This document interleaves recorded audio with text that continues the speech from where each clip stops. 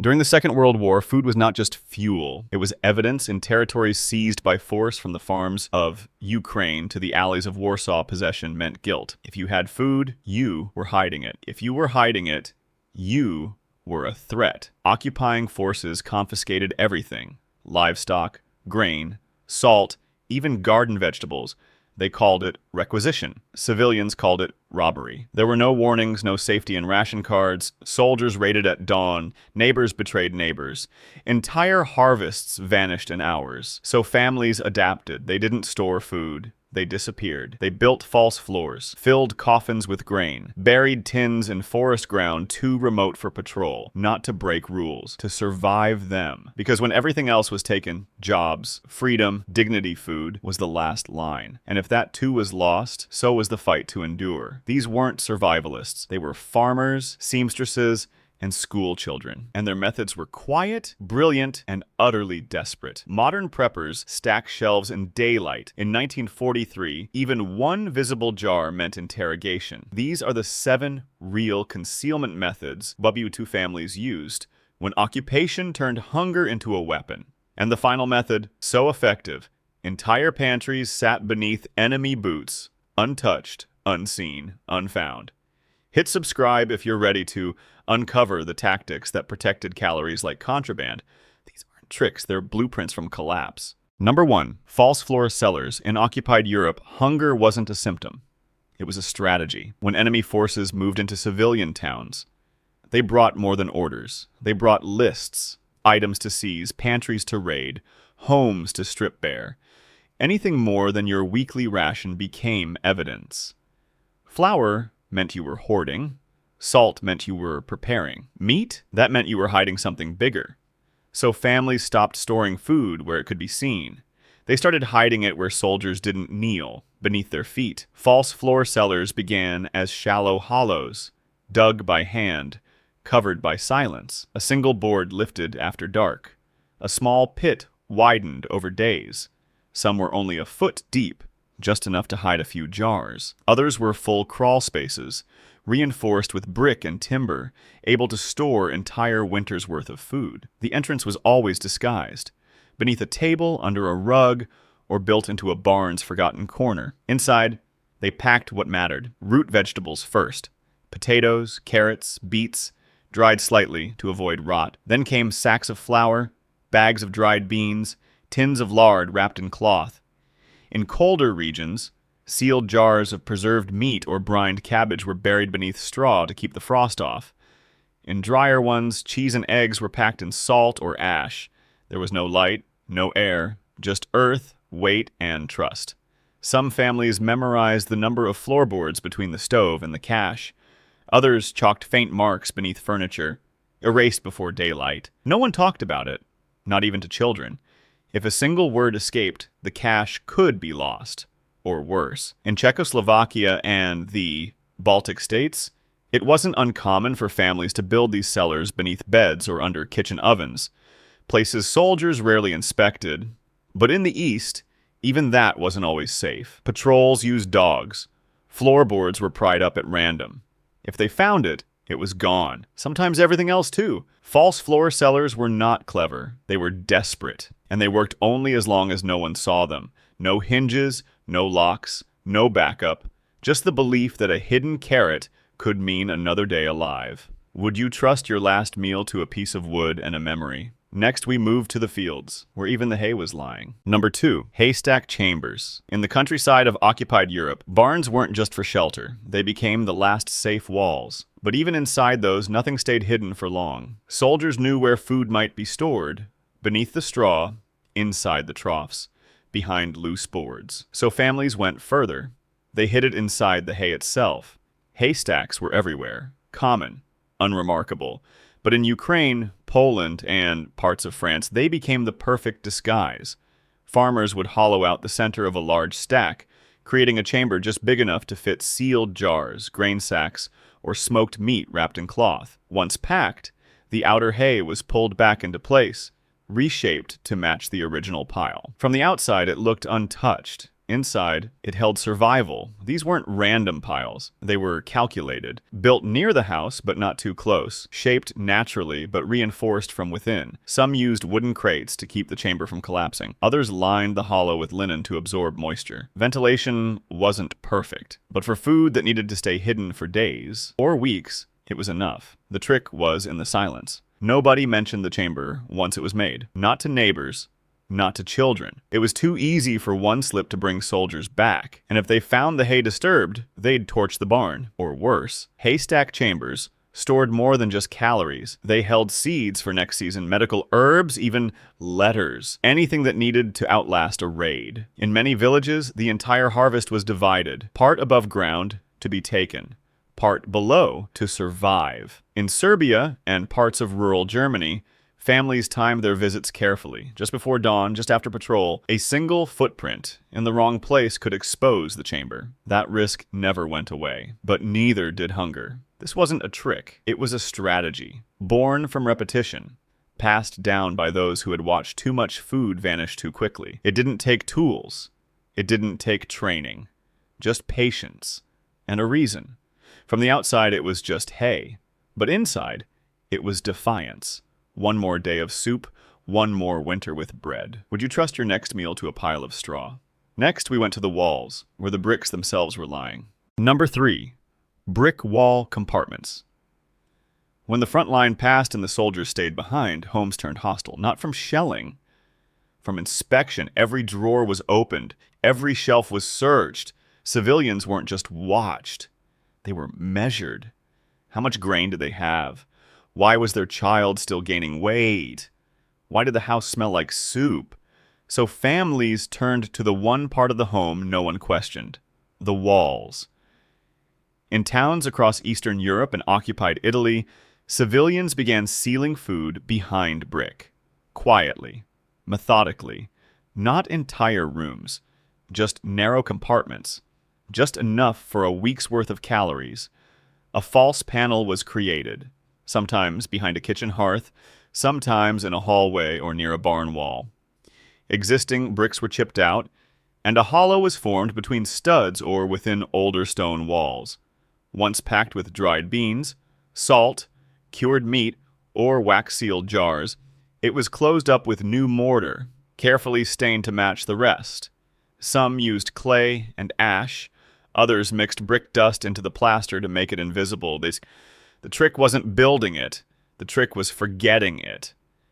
Once sealed, the compartment couldn't be reopened casually. It was a one-time vault, a last resort. Sometimes it was never opened at all, abandoned when the family fled or forced out. Inside, they packed only what lasted. Nothing perishable. No fresh bread, no eggs, just long-life food, dried peas, smoked strips of meat, bricks of salt, tins of pork fat, dried herbs, hard candy for children. Some included wrapped cloth bundles of lard or pressed grain cakes. Small, dense, silent. These compartments weren't for daily use. They were under siege, for starvation, for when the raids came too often and the ration lines ran dry. In Belgium and northern France, older homes with thick stone walls made ideal hiding spots. In Yugoslavia, families repurposed war-damaged chimneys and abandoned cellar stairs. Every space had potential if it could be resealed without a trace, and the risk was high. If a soldier knocked on the wall and heard a hollow echo, it was over. In some regions, collaborators were trained to look for uneven mortar or fresh plaster. A single mistake could erase the entire effort, but when done right, the wall held more than food. It held time, a delay, a breath, enough to outlast one more month of occupation. Would you take a hammer to your own home just to keep a handful of beans safe? Next, we move to the filth, where even the worst-smelling places became the safest. Number 4. Animal feed barrels. When patrols became routine and confiscation was policy, the question shifted from where to store food to where would no one want to look? The answer came from the smell. On farms across Nazi-occupied Poland, Soviet-occupied Latvia, and parts of rural France, families learned to hide their most precious items beneath their filthiest. Not under beds, not in cupboards. Inside barrels filled with animal feed, compost, and sometimes manure. These weren't accidents. They were decoys. Large wooden barrels used to store pig feed or cattle fodder became shields. At the top, husks, hay, spoiled grain, or sour mash, whatever smelled the worst. Beneath that layer, carefully sealed in waxed cloth or reused tins, were bags of sugar, jars of honey, coffee beans, and salt. Items either rationed, restricted, or outright banned. The stench was deliberate, because when soldiers came through a barn, they didn't dig through slop. They looked for flour sacks and smoked meat. They smelled for cooking. But when their boots hit the wet floor of a livestock shed, most turned back. Some held cloth to their faces. Few ever lifted a lid. Families counted on that revulsion. And they were right, most of the time. The containers weren't just smelly, they were smart. Inner walls were lined with cloth to hold the clean cargo in place, elevated slightly with wooden slats to keep it above moisture. Some used doubled jars, one clean vessel sealed inside a larger, foul one. Others buried their tins beneath rotting straw, marking the exact layer with a knot on the outside or a scratch on the barrel's rim. It wasn't elegant, it wasn't sanitary, but it worked. In parts of Romania and Hungary, it was the only way to protect high-value ingredients like coffee or sugar cubes, used for trade, for morale, or for children who hadn't tasted sweetness in months. The risk? One curious boot, one shovel jabbed too deep. But in most cases, soldiers passed right by. The worse the smell, the safer the cash. This wasn't storage, it was a strategy disguised as waste. And it took more than nerves to open those barrels after the soldiers left. It took gloves. And a reason. Could you hide your last real calories beneath animal waste, just to keep them safe? Next we go deeper, to a place no one dares disturb, where silence is enforced by the dead. Number 5. Cemetery grave slots. When all other hiding places were found, and patrols no longer knocked but forced their way in, families turned to the one location soldiers avoided by instinct: graveyards. Across occupied Eastern Europe, from Belarus to rural Slovakia, cemeteries became more than places of mourning. They became vaults, not for bodies, for food. It began quietly. A single family, a desperate season, a metal tin, sealed tight, lowered into the earth alongside the dead. It was a place no one searched, not because they couldn't, but because they wouldn't.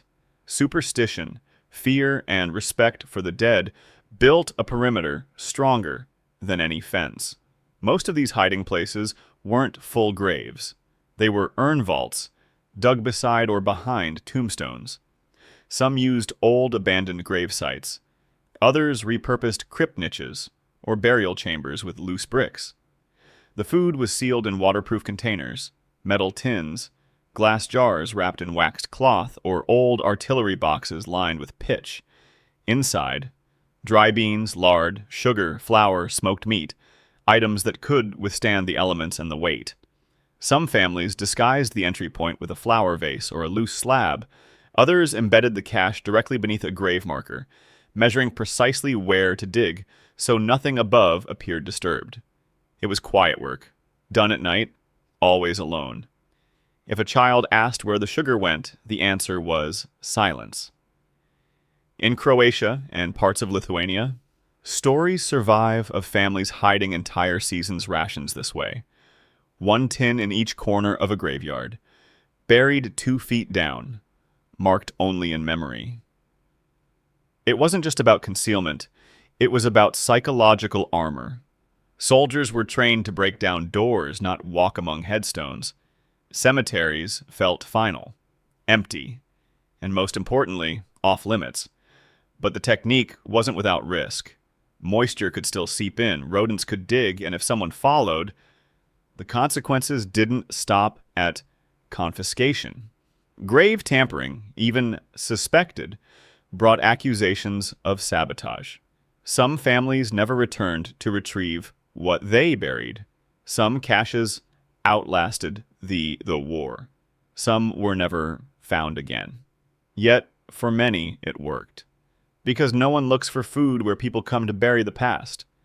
This method wasn't romantic, it was cold, calculated, and deeply human. A decision made by people with nothing left to give, except what they could carry, seal, and lower beneath stone.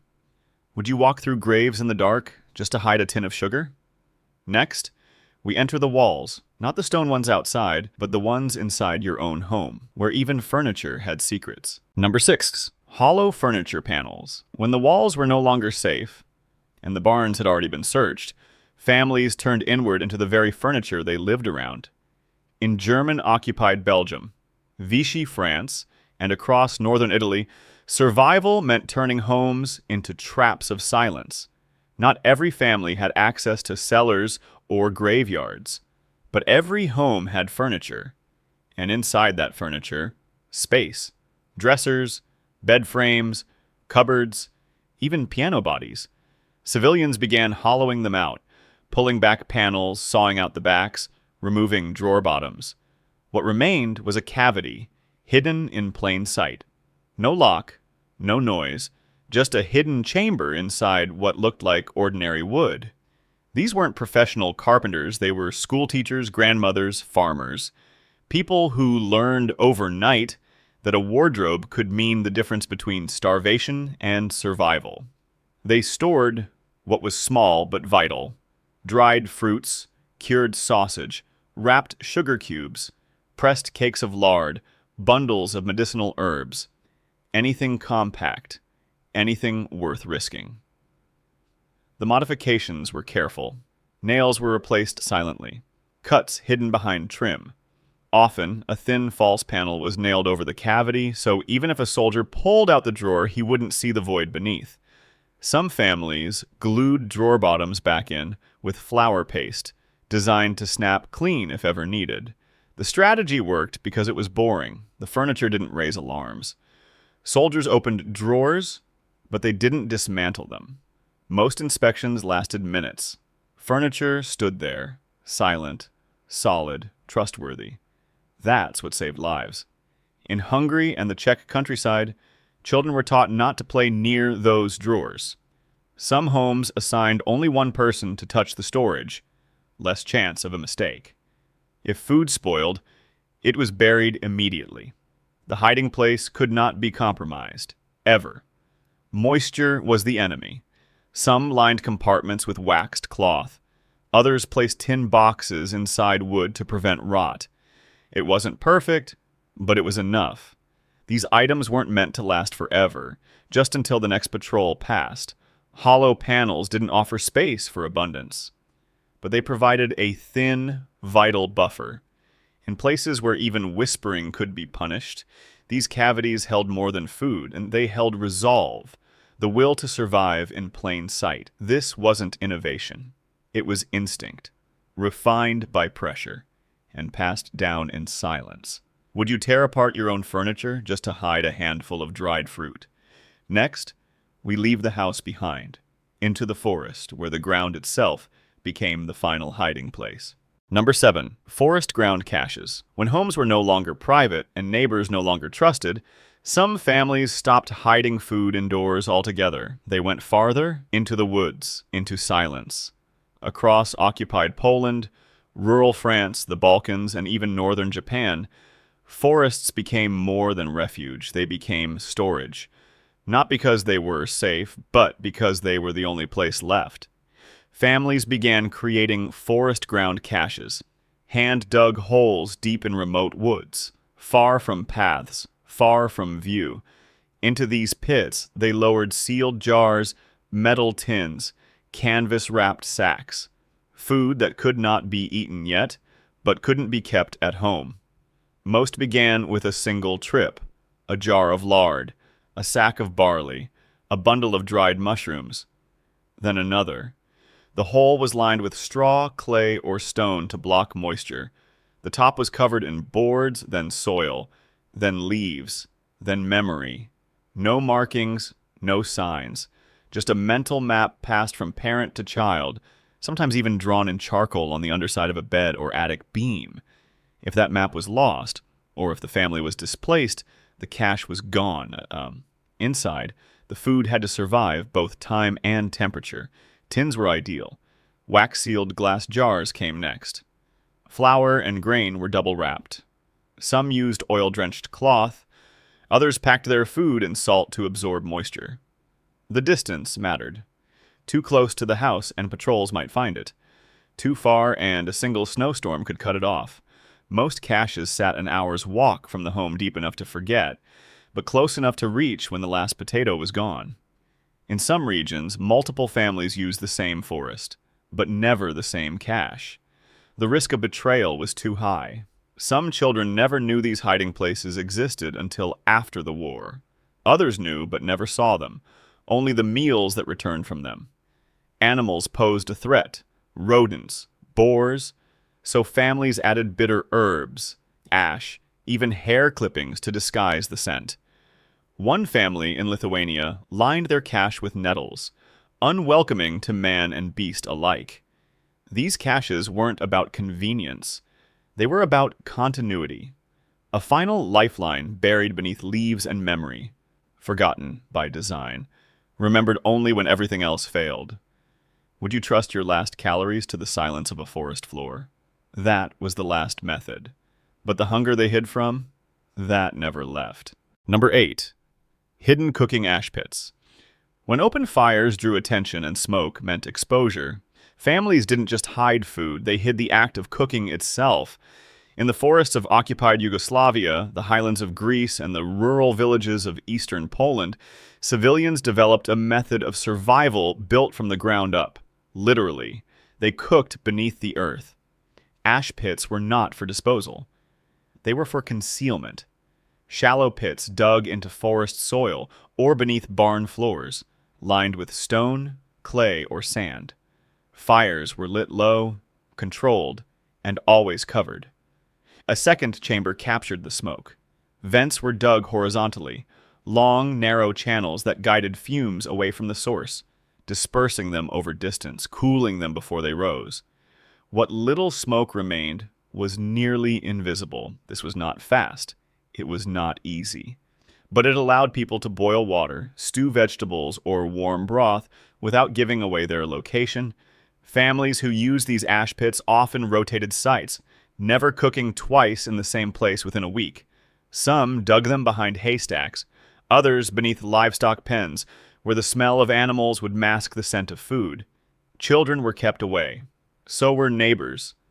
The food wasn't luxurious. Root stew, barley, maybe a slice of cured meat if it had been hidden well enough, but it was warm. And in a winter of silence, that meant something. Some pits were used not for cooking, but for storing embers, hot coals hidden in ash that could be reignited days later. Matches were rare. Flame had to be preserved like a secret. These pits, lined with dry earth and sealed with stones, allowed families to hold on to fire itself. Ash served multiple purposes. It was insulated, it was camouflaged, it is even preserved. Some families used cooled ash pits to store vegetables, lard, or dried meat, believing the sterile environment helped slow spoilage. Others simply counted on the darkness and depth to buy them time. There were no second chances. If smoke was seen, soldiers came. If ash was disturbed, someone noticed, so they moved slowly, ate quickly, and always scattered the surface before leaving. This wasn't just survival, it was fire turned into a whisper. Would you cook underground, knowing the wrong wisp of smoke could cost you everything? What civilians lived through during occupation wasn't a strategy. It was instinct, honed in silence, buried in ash, and passed down without a word. This wasn't just about hiding food, it was about hiding the will to survive. Occupied families didn't just endure war. They outlasted it by turning every floorboard, every wall, every tree root into a shield. Their tools weren't weapons. They were silence, patience, and memory. They knew that what could be seen could be taken. So they made survival invisible. There were no manuals, no guides, only passed down habits and decisions made in cold kitchens by people who refused to surrender their last calories to a uniform. Today, we talk about prepping like it's a trend. But for them, it wasn't a choice, it was the only way forward. One sealed jar, one buried tin, one brick that didn't echo when tapped. We don't live like that anymore, but maybe we should remember how it was done, because systems fail, and when they do, it's not gadgets that keep you standing, it's a memory. You've just learned the food concealment tactics that kept families alive during the darkest years of the 20th century. But what they did next goes beyond food, beyond storage. It's something most people today have never even imagined. Hit subscribe because the next chapter isn't about what they hid, it's about what they built. And it starts in a place no one thought survival could ever take root, not even underground.